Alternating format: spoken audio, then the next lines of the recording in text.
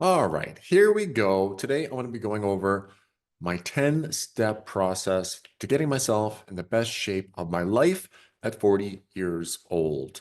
For the last 5 years, I've been doing a photo shoot every single year at the same time, pretty much doing the same thing for the only reason because I like it. I enjoy it. I enjoy the challenge, the discipline, the consistency, the diet, the results, every aspect of getting in great shape. I enjoy. If I didn't enjoy it, I wouldn't do it year after year. And I always like proving to myself that I still can do it. And also, I like being an inspiration and example to other guys that are getting a bit older, 35, 40, 45, that have maybe told themselves, I'm getting too old, my metabolism is slowing down. Well, I want to show them this is what you can achieve through consistency, through diet, through lifestyle, and through years, if not decades, of constant hard work. And I'm pretty happy with the end result. I felt pretty good. It doesn't mean it was a piece of cake, but honestly, it was the easiest that it has ever been simply because I've done it so many times before. And just like anything, losing fat and getting in great shape is a skill. And the better you get at the skill, the easier it is. So I'm going to go through 10 steps. Just remember, success leaves clues. And even if you take a couple of these tips and tricks and implement them yourself, you can get a great result. But in saying that, everybody's diet philosophy and strategy is going to be a little bit different. So I would not try and copy exactly what I do because your strategy, your lifestyle, your foods, taste, preferences, it's all going to be a little bit different depending on the individual. So just always keep that in mind, but you can still learn a few things. So let's get into it. Step number one, the most important step, decide, decide. Fat loss is a decision. It's relatively straightforward, relatively simple, and making the firm decision is the first step. If you're struggling, more than likely you haven't truly decided. You're kind of going back and forth in your mind. Is it worth it? Can I do it? Is now the right time? Oh, I don't know. You haven't decided. Once you decide, you say, you know what, enough's enough. I'm going to do this. You make that firm decision. After that, every decision you make is aligned and congruent with the decision you've made, if it's a firm decision. I decided, and that is the most important first step. Step number two, tell everyone. Don't keep it a secret. Tell everyone.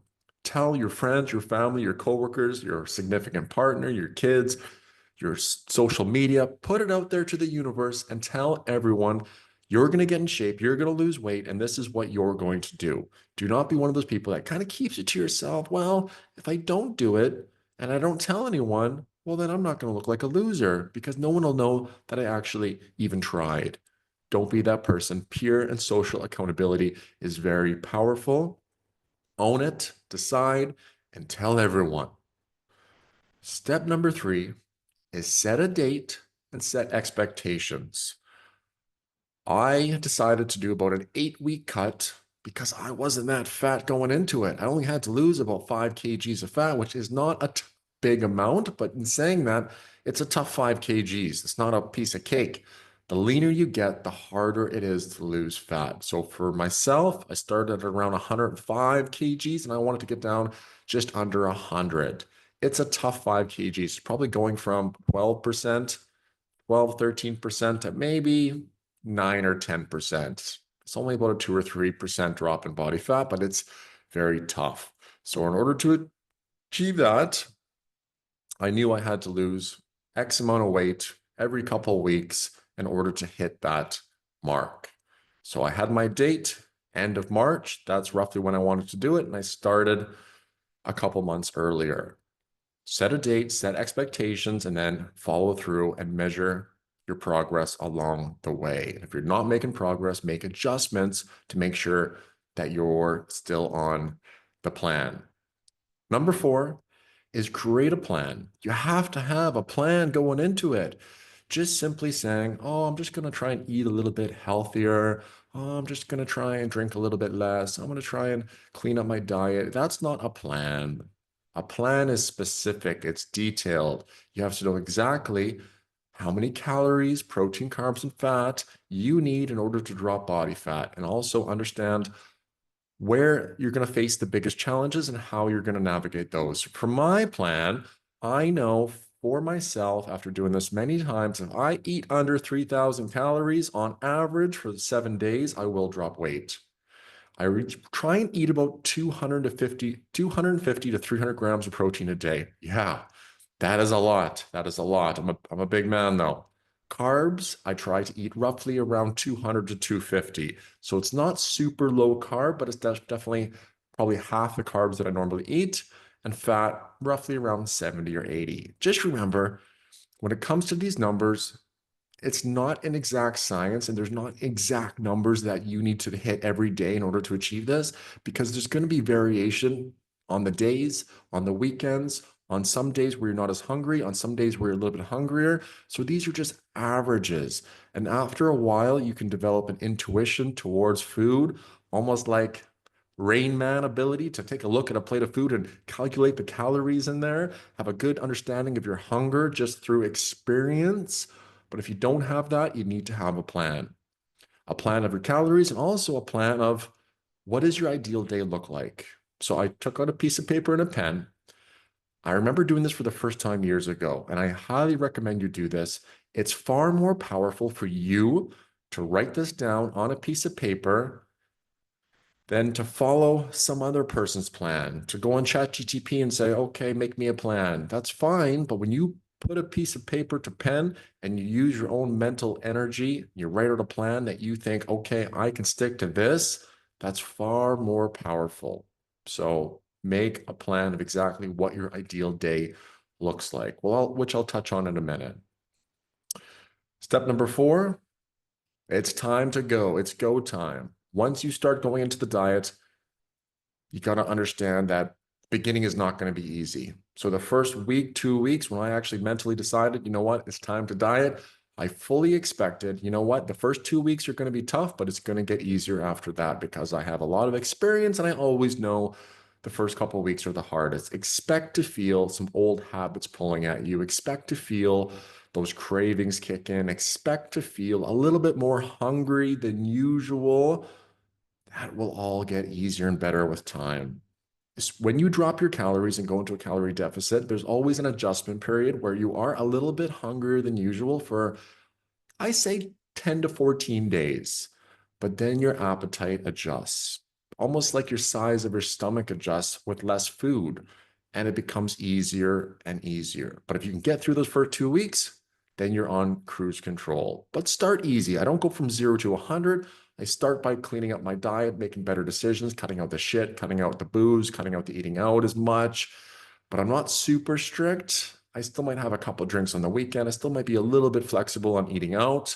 We want to start slowly and easy and progressively get harder and challenge ourselves more as the diet continues on. That's a common mistake people make, is they try and go too hard, too fast, crash and burn, hate the process, and then they're back to square one. Start easy, start small, and build from there. Number 5, start from the beginning of the day. What does that look like to you as an ideal morning? Everyone might be a little bit different, but generally what we want to do is take what you're already doing and make small but significant tweaks to your routine that's already established. I've been eating oats every day for breakfast for the past 20 years. I never get sick of it. I love it. I do tend to expend a lot of energy in the morning, so I feel like I need some oats or some carbohydrates to fuel that energy. A lot of people don't expend a lot of energy, and maybe for you, fasting or having a different meal is okay. But just as an example, instead of completely changing my breakfast up, all I do is cut the portion size in half. So instead of having 70 or 80 grams of oats, now I have about 30 or 40 grams of oats, so quite a bit smaller. But I also want to keep that meal filling, satiating. So what can I do? Let me think. How can I make this meal more filling? I know I can add something to that meal that's high in volume and low in calories. Strawberries. There we go. Frozen strawberries. So I took a big handful of frozen strawberries. I'm not even sure how many grams, a lot. I throw them in the bowl, microwave them. Now my 30 grams of oats looks like 70 grams of oats because it's full of frozen strawberries. If you didn't know, strawberries have next to no calories. Pretty good. I tried fasting for a few weeks, a week here and a week there. But to be honest, I didn't really enjoy it. I didn't feel really good. I felt low on energy, and I just felt like it wasn't necessary for me. I really do feel a lot better with a little bit of blood sugar, a little bit of food in my stomach to carry me through. So I changed that and I stuck to my oats. After that, I kept my lunch pretty much the same every single day, at least during the weekdays. For 2 months in a row, I would have my shred lord salad. You might have seen it before. I've been having the shred lord salad every diet for the past 4 or 5 years. Why? Because it works, because I enjoy it, because it's easy. It sounds so cliche. Oh, yeah, chicken salad. That helps with fat loss. Well, how many chicken salads are you having? Because I can tell you I've had a lot over the last 2 months. How do I make it? 3 to 4 eggs. Typically, I'd add a few more egg whites to keep the fats down a bit. I'd buy a whole bunch of chicken breasts, throw them in the air fryer. Then I throw in about 2 to 3 massive chicken breasts in this salad. I'd buy pre-made salads, and then I'd add a lot of extra lettuce to them to add a lot more volume. These salads were massive, are massive. Like it's a massive salad bowl with lots of protein, lots of fiber, lots of volume. For sauce, a little bit of balsamic vinegar, a little bit of spicy mayo. Hey, it's not the best, but it works. And some hot sauce, salt and pepper. Boom, there you go. It works for me. After that meal, I generally have an apple if I was still hungry, then take a little nap. I take a nap every single day. I need a nap every single day. It's a natural rhythm for human beings, I believe. So if you can get a nap, great. If not, well, I feel sorry for you because I need my afternoon nap. After my nap, I'd get up and I'd have my next snack, so to speak. And this would be low-fat yogurt, a little bit of protein powder, and I'd still have some chocolate chips, a little bit of whipped cream, and some oats on the yogurt. One big substitute I would make is I would have low-fat yogurt instead of full-fat yogurt. Generally, I like full-fat yogurt, but low-fat yogurt. I would tend to put on oats instead of granola. Granola has so many calories compared to oats, just using some plain oats. And I would substitute normal whipping cream for light whipping cream and have some light syrup. Could that meal be a little cleaner and leaner? Yes, it could, but you don't have to be 100% perfect, especially on small things like condiments and a few chocolate chips. That's not going to make a big difference. And I enjoy it, so why not? So I'd have my oats, and then I tend to go several hours without eating, probably the longest stretch in the day without eating. And yes, I'd feel a little bit hungry, going between 1 o'clock all the way up to 7:30, which for me is quite a long time. I drink water, I'd have maybe a coffee, and that would usually carry me through. And I'd generally be pretty hungry by the time dinner came. Dinner was the same routine day after day. It was protein, vegetables, and some starch. Very little starch though, and I'd have rice pretty much every single night, but a very small quantity, like half a handful. But I'd try and have half a plate of vegetables, a little bit of soy sauce, different vegetables. Could be broccolini, green beans, peas. What else comes to mind? Onions, any kind of vegetables, really. Bean sprouts. Bean sprouts were great. I started adding those in there to try and make them taste good. Put on a little bit of soy sauce, a little bit of salt and pepper. Make the vegetables taste as good as possible. For the protein, I started off having a bit more steak and salmon, but towards the end of the diet, where I needed to be a little stricter, I'd implement more chicken. More chicken, no skin, always in the air fryer. After dinner, I set myself the rule, as soon as I'm done dinner, I'm done eating for the night.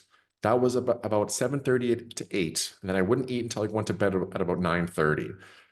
I found this rule to follow very helpful because I tend to snack a little bit in the evenings, being a little bit hungry, maybe having a few bits and bobs here and there, but I'd only have a big glass of Diet Coke after dinner every night. And what I found was that my hunger started to, or my cravings started to go up for this Diet Coke. It's funny how that habit loop works. When you get so used to eating a certain thing at a certain time in a certain routine, your body anticipates it, your brain anticipates it, you can get those cravings. After having my glass of Diet Coke for a couple of weeks, when I didn't have it in the fridge, I was like, oh man, I really missed it. I really craved it. And you might be feeling like this about maybe your snacks that you're having, maybe that little afternoon chocolate bar, protein bar, the after dinner bowl of ice cream, whatever that may be, if you've been having it routinely, you're going to get those cravings. And sometimes it's hard to break through those and get to the other side. So that would be my routine. And I'd do the same thing day after day, day after day. I'd lean into the consistency. Every day I'd go to the grocery store and buy the food for the day. I live right next to a grocery store, so it's easy. For you, it might be a little bit different. I would throw all my foods onto MyFitnessPal for a few days just to make sure my calories are aligned with the goals I'm trying to achieve. And with MyFitnessPal, if you haven't noticed already, it's very easy to use. All you have to do is speak to it or take a photo. And as long as you can generally guess your portion sizes, you're going to figure it out a lot easier than it used to be. And then I would just eat the same thing every single day, eat like a dog. Oh, boring. It's boring. Well, shit. Be a little bit bored for a while. You're eating for a result. You can still enjoy your food and lose weight, but yeah, it might be a little bit boring for a while. If you want to make fat loss easier, eat the same thing every day for a period of time. You're not going to die. You're going to be absolutely fine. And if you're genuinely hungry, you're going to enjoy every single meal. I didn't do any cardio this whole prep. A lot of people tend to smash the cardio thinking they have to do a ton. I just tried to walk more. I tried to walk 10,000 steps every day. I would go for evening walks and I would work out, and that would be sufficient enough. You don't have to add extra stress to your body in order to lose fat. Often it's about doing less, not more. The most challenging parts are the weekends. The weekends are tough for me as well. I kind of went into a bit of monk mode more than most people have to, because it's a lot harder to lose body fat when you're already really lean than if you have 10 kgs to lose and you're trying to lose 5. It's a lot easier, but you still got to make some adjustments on the weekend. I didn't have any cheat meals. I didn't have any blowout meals for 2.5, 3 months, and it's fine. What you find is if you don't have shit, you don't crave shit. Even after my diet, I'm done now. I haven't had a burger, pizza, whatever, because I don't really miss it. And that kind of irritates some people. They're like, fuck off, Aaron.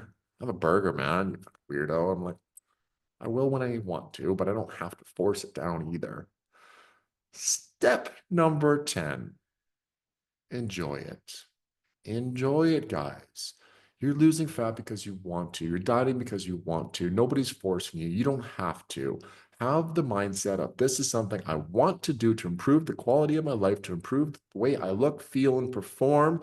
And you have to enjoy it, guys. Enjoy every little incremental win when you see a low weight on the scale, when you put on a pair of pants and they feel better, when you take off your shirt and you see a little extra definition, when the wife or husband gives you a compliment, whatever it may be, enjoy getting in great shape. I absolutely love it. If I didn't love it, I wouldn't do it. It feels great to get lean. I love the feeling of not having body fat. I love the feeling of looking down and having a complete flat stomach and having my abs out. Yeah, some people might call it vain or conceited. Call it whatever you want. I just enjoy it for myself. I don't do it for anyone else but myself.